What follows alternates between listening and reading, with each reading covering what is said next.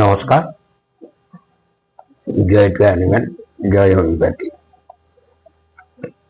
গত সোমবার আমার কাছে আমার এক পেশেন্ট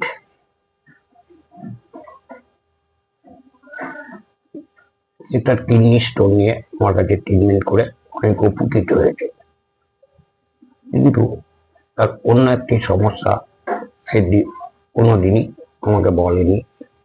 হঠাৎ সেদিন বলছে, আমার পরিচিত যদিও, তার সাথে আমার চিকিৎসক ও রুগীর সম্পর্ক নয়, তার সাথে সম্পর্ক হচ্ছে যেন আমার